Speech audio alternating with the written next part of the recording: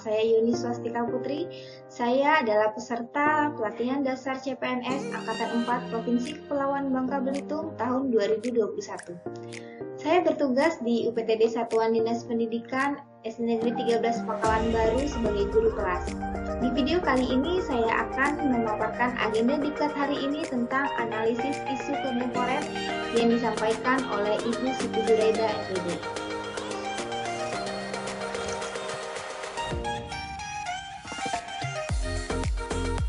Analisis isu kontemporer. Tujuan dari mempelajari analisis isu kontemporer ini adalah yang pertama, sebagai ASN kita mampu memahami konsep perubahan dan perubahan lingkungan strategis. Kemudian yang kedua, setelah mempelajari analisis ini, kita sebagai ASN menyadari betapa pentingnya modal insani. Selanjutnya yang ketiga, yaitu dapat menunjukkan kemampuan berpikir kritis dalam menghadapi perubahan lingkungan strategis. Konsep perubahan. Menurut Charles Hardy, beliau mengemukakan bahwa kita akan membuat kesalahan bila kita beranggapan bahwa masa depan adalah kelanjutan masa lalu, sebab masa depan itu akan sangat berbeda dengan masa lalu. Kita harus meninggalkan cara lama agar kita sukses menghadapi masa depan. Selanjutnya, menurut Peter Senge tahun 1997, beliau mengatakan bahwa kita harus berhenti membayangkan apa yang akan dilakukan di masa depan dengan melihat apa yang membuat kita sukses di masa lalu. Selanjutnya, Michael Hammer, beliau mengatakan bahwa kalau kita merasa diri kita hebat, kita akan binasa. Sukses di masa lalu tidak menjamin sukses di masa depan. Formula sukses di masa lalu akan menjadi penyebab kegagalan di masa yang akan datang. Nah, konsep perubahan di sini yaitu bahwa kehidupan ini bersifat dinamis, terus berubah dari waktu ke waktu. Seperti yang kita ketahui, tugas-tugas yang dulu dikerjakan oleh manusia mulai dilakukan oleh teknologi. Jadi yang dulunya dilakukan oleh manusia, sekarang sudah ada robot, sudah ada kecanggihan-kecanggihan lain, aplikasi-aplikasi lain yang bisa menggantikan tenaga manusia. Jadi, di era saat ini, mereka yang memiliki intelektual yang baik, maka mereka mampu bersaing dan akan terus berkarya digunakan. Sementara bagi mereka yang tidak akan tertinggal dan tentunya menimbulkan permasalahan baru di mana akan timbul pengangguran yang semakin banyak. Namun di sisi lain, kemajuan teknologi juga berpengaruh pada kemudahan yang bisa diakses oleh manusia. Misalnya pada saat zaman dahulu untuk menulis surat kita harus menulis surat menggunakan tangan, kemudian menggunakan mesin tik yang apabila salah satu huruf saja salah harus ganti dengan kertas yang lain. Sekarang kita sudah mempunyai komputer dan masih banyak lagi kemajuan-kemajuan lain yang dirasa sangat baik. Nah, sebagai pendidik sendiri, revolusi 4.0 dalam pendidikan, isu-isu kontemporer. Sebagai ASN kita harus tanggap tentang apa yang menjadi isu-isu kontemporer di negara kita. Berikut adalah beberapa isu-isu kontemporer yang terjadi di negara kita. Yang pertama adalah korupsi. Korupsi tidak hanya berkaitan dengan unsur-unsur pemerintahan saja, tetapi juga dapat terjadi di sektor swasta, kelompok kecil, bahkan juga individu. Salah satu cara untuk menghilangkan korupsi yang sudah mengakar budaya di Indonesia adalah dengan memutus mata rantai korupsi yang dimulai dari diri sendiri dengan cara menjadi pribadi yang jujur, lebih peduli, dan tidak membiarkan lingkungan yang korup. Selanjutnya adalah teroris. Teroris sebagai kejahatan yang luar biasa di negara ini. Dilihat dari akar perkembangannya sangat berhubungan dengan radikalisme. Untuk memahami hubungan konseptual antara radikalisme dan terorisme dengan menyusun kembali definisi-definisi istilah terkait. Selanjutnya adalah radikalisme. Radikalisme ini merupakan suatu sikap yang mendambakan perubahan secara total dan bersifat revolusioner dengan menjungkirbalikkan nilai-nilai yang ada secara drastis lewat kekerasan dan aksi-aksi ekstrim. Ciri dari si paham radikal ini adalah yang pertama, tidak toleran, yaitu tidak mau menghargai pendapat atau keyakinan orang lain. Kemudian yang kedua, fanatik, yaitu selalu merasa benar sendiri dan menganggap orang lain salah. Yang ketiga adalah cirinya eksklusif, yaitu membedakan diri dari umat pada umumnya. Yang keempat yaitu revolusioner, di mana cenderung menggunakan kekerasan untuk mencapai tujuan. Selanjutnya adalah paham radikal terorisme, yaitu suatu gerakan atau aksi brutal yang mengatasnamakan ajaran agama atau golongan, dilakukan oleh sekelompok orang tertentu dan agama dijadikan senjata politik untuk menyerang kelompok lain yang berbeda pandangan.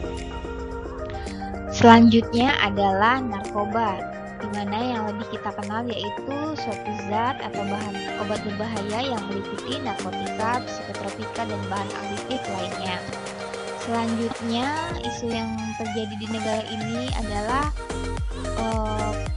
money laundering, atau yang kita tahu adalah sebagai tindak pencucian uang. Dan setelah mengetahui apa yang menjadi isu kontemporer di negara kita, maka selanjutnya saya berusaha untuk mengidentifikasi isu yang terjadi di sekolah, di mana sekolah adalah tempat saya bertugas. Yang pertama yaitu kurangnya kemampuan literasi pada peserta didik.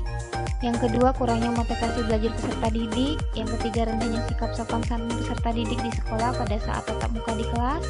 Kemudian yang keempat, kurangnya pemahaman peserta didik pada saat pembelajaran matematika yang disampaikan oleh guru pada saat daring.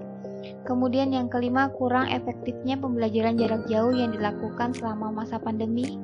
Dan yang terakhir itu yang keenam, rendahnya kemampuan peserta didik dalam mengerjakan tugas yang diberikan guru melalui pembelajaran daring atau yang dalam jaringan.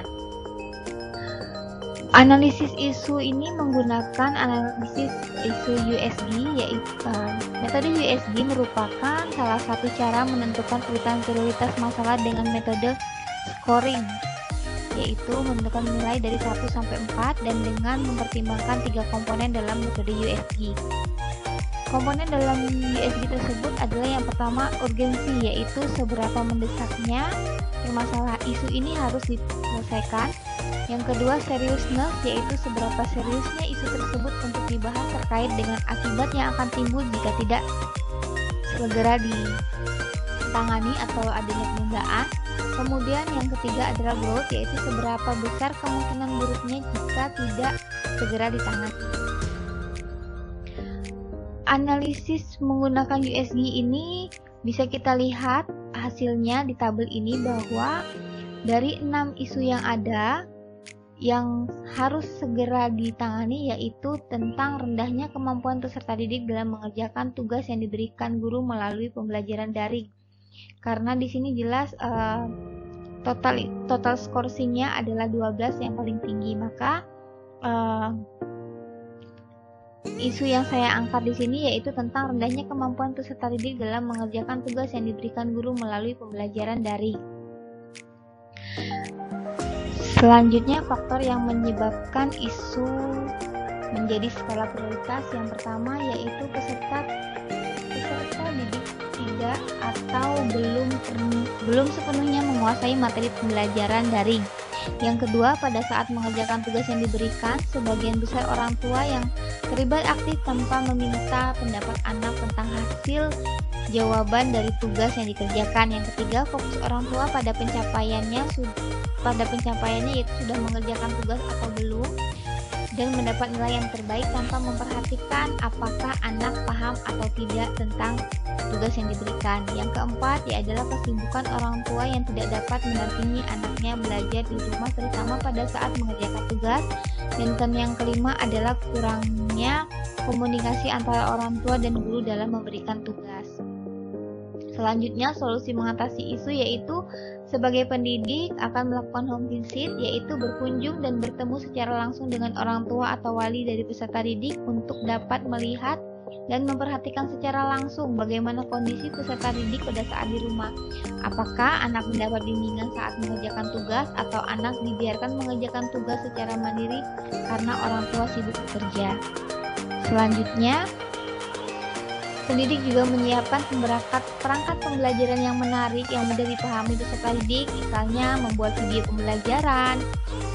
Yang kedua, melakukan Zoom dengan materi-materi yang di-share screen secara menarik, seperti itu. Kemudian memberikan arahan kepada wali peserta didik untuk dapat mendampingi anaknya mengerjakan tugas yang diberikan oleh guru. Selanjutnya, memberikan pemahaman kepada wali peserta didik jika membantu anak dalam mengerjakan tugas tidak hanya berfokus pada terselesaikannya tugas tersebut dan mencapai nilai yang baik, tapi lebih pada tentang apakah anak paham dengan tugas yang diberikan. Selanjutnya, pendidik mencoba meluangkan waktu untuk memberikan dampingan kepada peserta didik yang mengalami kesulitan dalam mengerjakan tugas dan tidak mendapatkan bimbingan dari orang tua yang disebabkan oleh baik itu orang tuanya sakit, tidak memiliki orang tua, atau kesibukan orang tua, bahkan juga yang disebabkan oleh rendahnya tingkat pendidikan orang tua dan alasan lainnya. Pemberian waktu luang ini dapat dilakukan di sekolah, di rumah, atau disesuaikan dengan